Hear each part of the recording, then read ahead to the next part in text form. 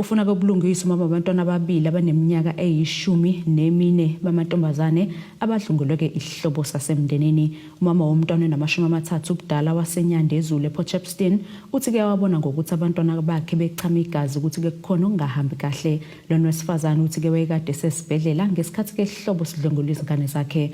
Uthi ke kumzisa ubuhlungu ukuthi ke usekubhaceni njengoba ke umsolwa esacanasa ngaphandle kanti nomndeni wakhe uyamsongela. Uthi ufuna ubulungisa umama wabantwana ababili abadlwengulwe isihlobo sakhe engeke simdalule ukuvikela abantwana.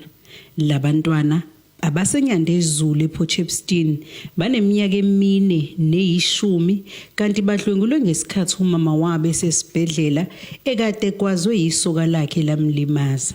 Umntwana lo uyachama sichama esikikini, uma echama uqhamuke igazi liningi. Lo na 10 ngibuse ke ngiyabuza ukuthi elikabani ngeke abesathi yena elakhe unesicheneni.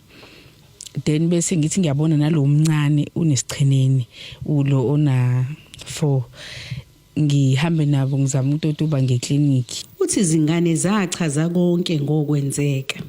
Uma ebefika kuyena bafike abakhipha ifone avenza imovie ye-sex ababukise le movie.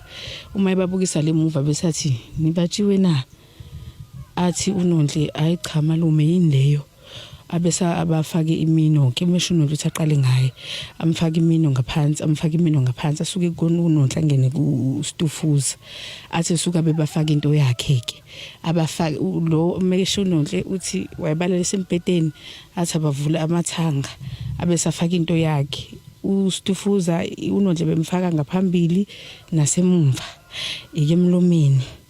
Basho ukuthi bechama amafinyilo anosawoti. uStufuza bemfaka phambili amfake nemino abesamchamela nomlomo. uNondle ke yena shuthi njengoba amfaka ngemumva wamenza kathathu yena ngemumva engaphambili emlomeni. uStufuza wayenza kabili lento eyenza ephindelela kabili. Uthokumzwisa ubuhlungu kakhulu ukuthi akazi iqhubekani ngecala njengoba umsolwa ecanasa ngaphandle. Noma wakhe ngala uyasonga uthi uma wakhe umfana wakhe meke wakwetshwa uzobulala mina nezingane zami. Uyena manje umzali engabe ulungisa indlela yokwenza nendlela engabwenza ngayo ukuthi atrekinishe thina njalo sisiyasaba kwani uyasabisa. Uthi ufuna abantwana bakhe bathola usizo njengoba bebhekene nezinselelo. Izingane zami azikho right.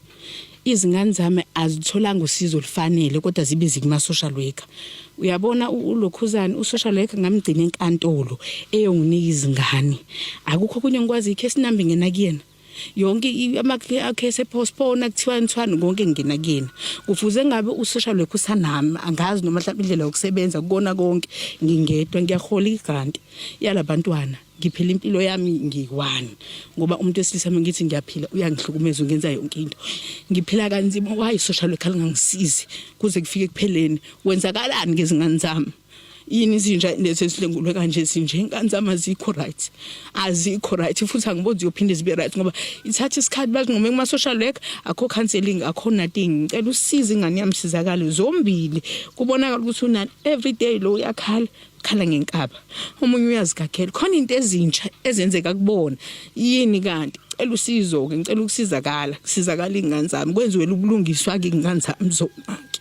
Ethinto amaphoyisa esifundazwe aluleke ngokuthi umama wabantwana akaye police station ukuyothola yonke imininingwane ngaleli cala njengoba engazi nanokuthi kwenzakalani ngalo futhi engenayo necase number. Lo mbiko beniwethulelo uZamando Sicele wezindaba ze1KZN TV ngise Said.